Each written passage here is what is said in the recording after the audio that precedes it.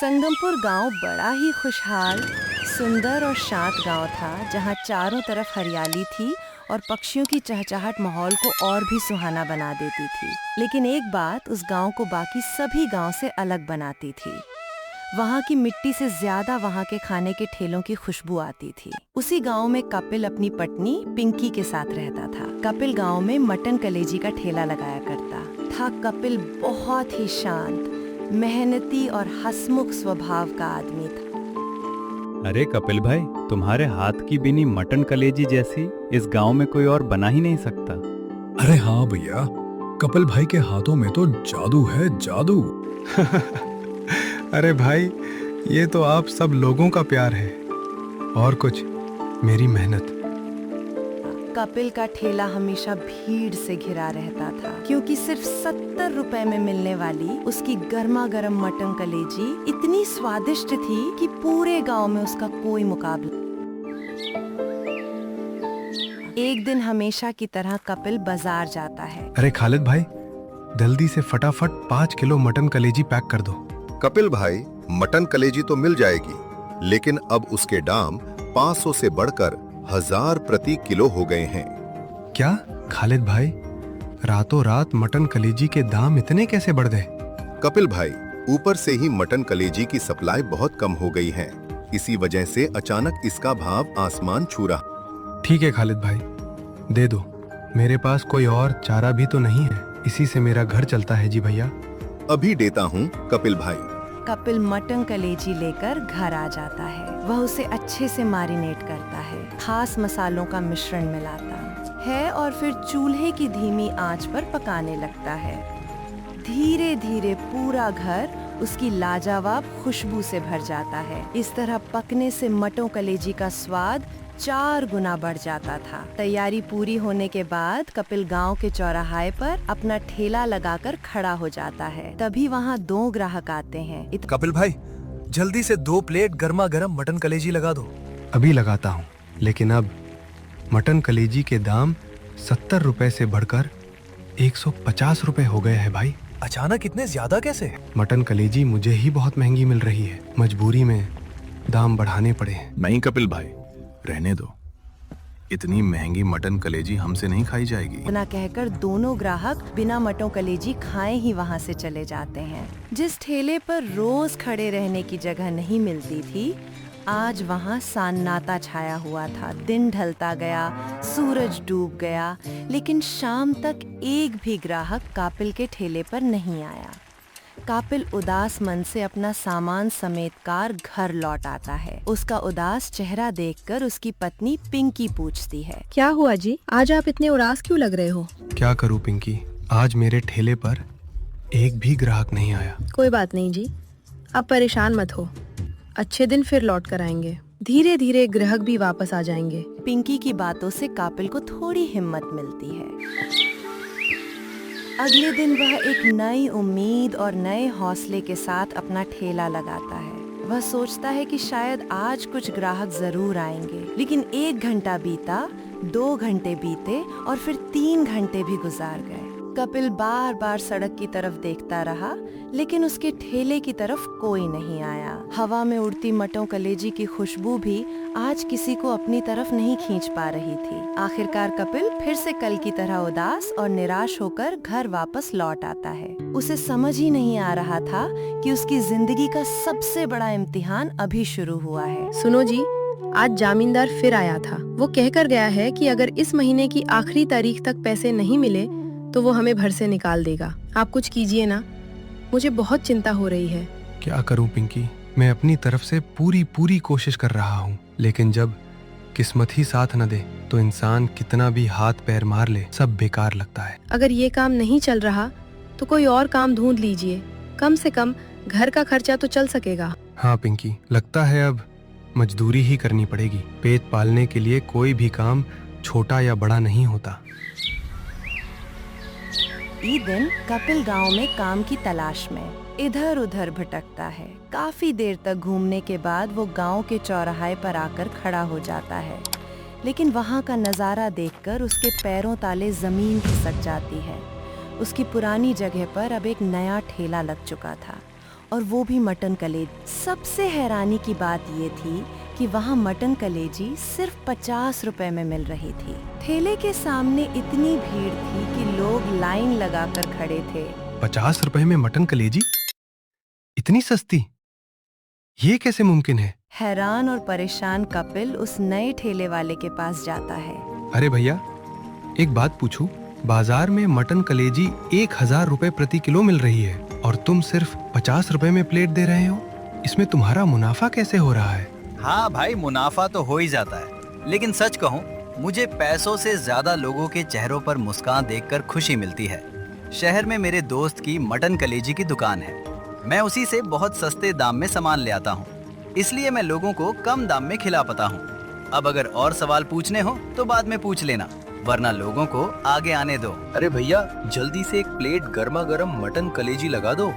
खुशबू से ही मुंह में पानी आ रहा है। भैया मेरे लिए 2 प्लेट लगा दो, एक मेरे लिए और एक मेरे दोस्त के लिए। भैया मेरे लिए 2 प्लेट पैक भी कर दो, घर वाले भी आपकी मटन कलेजी के दीवाने हो गए हैं। कपिल चुपचाप ये सब देखता रहता है। उसका दिल टूट जाता है। फिर वो वहाँ से निकालकर बाजार की कई दुकानों पर काम के लिए बात करता है, लेकिन हर जगह उसे मना कर दिया जाता है। थक हार कर वो शाम को घर लौट आता है। जी, कोई काम मिला या नहीं?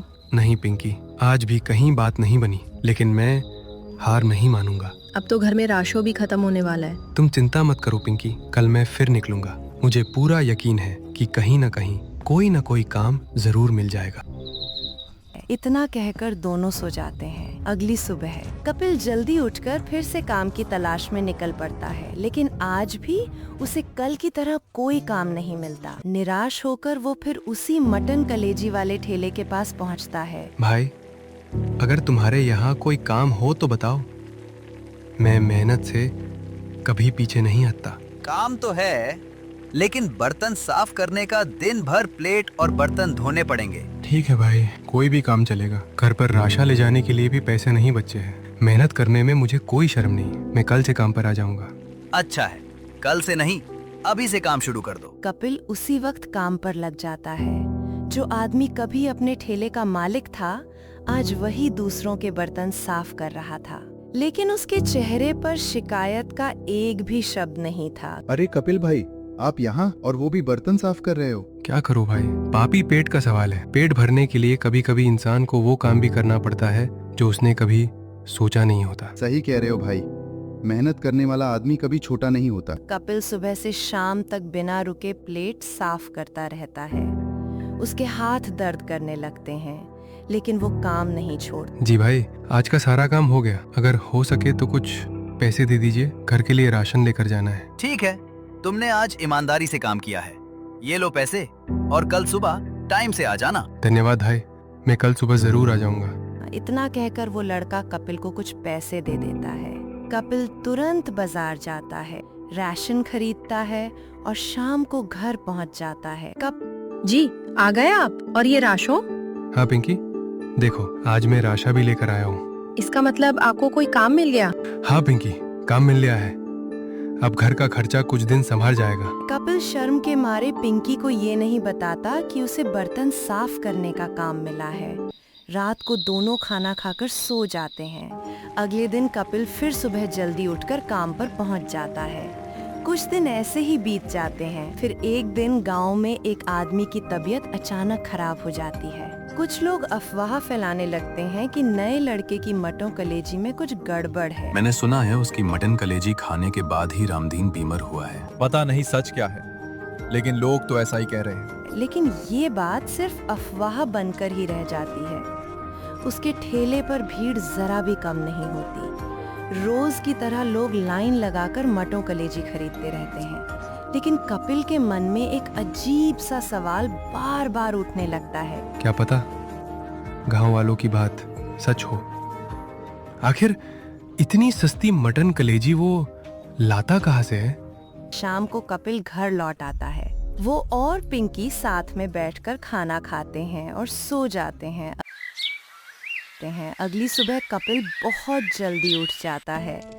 जैसे ही वो घर के बाहर निकलता है, उसकी नजर उस नए ठेले वाले पर पड़ती है। आज वो लड़का अपने कंधे पर एक बड़ा सा बैग लटकाए हुए था और सुबह सुबह बिना बात किए तेजी से शहर की तरफ बढ़ा जा रहा था। इतनी सुबह सुबह और ये इतना बड़ा बैग, जरूर कोई बात है। कपिल के मन में अब शक यकीन में बदलने लगा था। कई दिनों से वो उस नए लड़के को देख रहा था। उसकी मटन कलेजी इतनी सस्ती कैसे हो सकती है, ये बात कपिल को बिल्कुल समझ नहीं आ रही थी।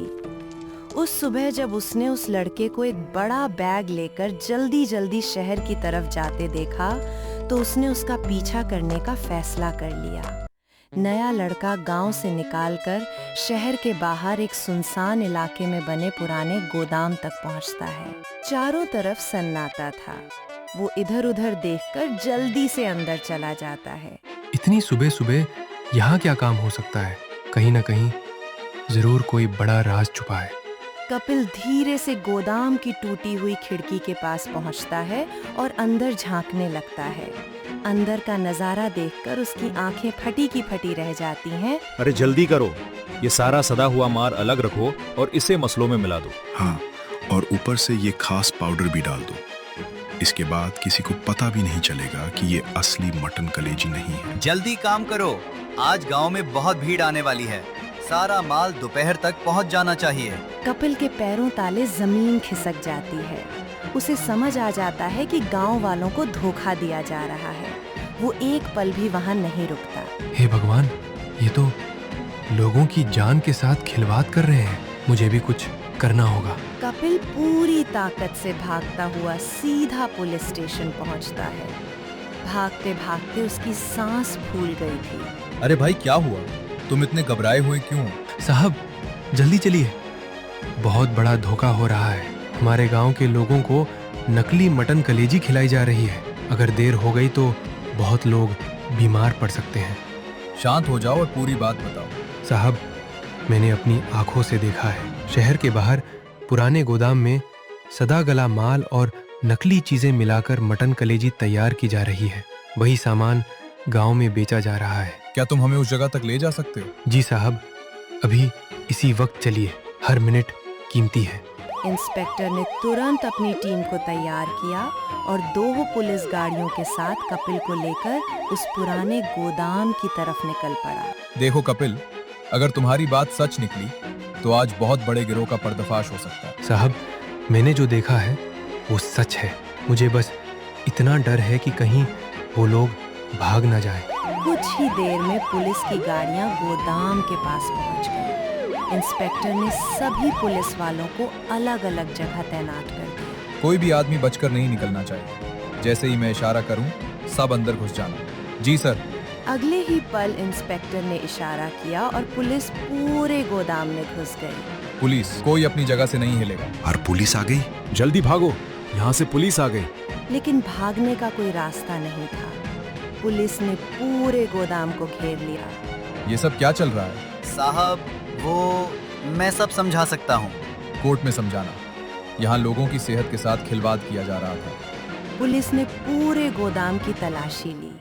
वहाँ से बहुत सारा सड़ा हुआ माल, नकली मसाले और कई बोरियां बरामद हुई। अब समझ आया कि तुम इतनी सस्ती मटन कलेजी कैसे बेच रहे थे। साहब, इसी वजह से मुझे इस पर शुरू से ही शक था। पुलिस ने नए लड़के और उसके साथियों को हाथकड़ी लगा दी। कपिल भाई, मुझे माफ कर दो। मैंने पैसों के लालच में आकर बहुत बड़ी गलती कर दी। गलती नहीं भाई, तुमने गांव वालों का भरोसा तोड़ा है। अगले दिन पूरे गांव में ये खबर आग की तरह फैल गई। जिस लड़के को लोग ईमानदार समझ रहे थे, वो असल में नकली सामान बेचकर लोगों को धोखा दे रहा था।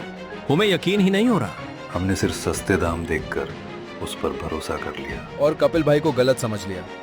दोपहर तक गांव के दर्जनों लोग कपिल के घर के बाहर जमा हो गए।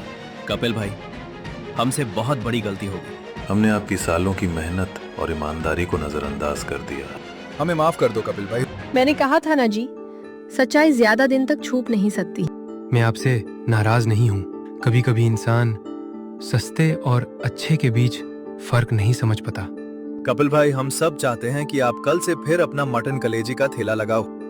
ये सुनकर कपिल की आंखों में आंसू आ गए। कई दिनों बाद उसे लगा कि उसकी मेहनत की सच में कदर हुई है। ठीक है, कल सुबह से मेरा ठेला फिर से वही पुराने चौराहे पर लगेगा। ये सुनते ही पूरा गांव खुशी से झूम उठा। सब लोग कल का इंतजार करने लगे।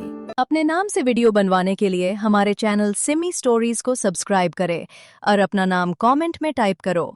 हम जल्दी से जल्दी आपके नाम की वीडियो बनाने की कोशिश करेंगे।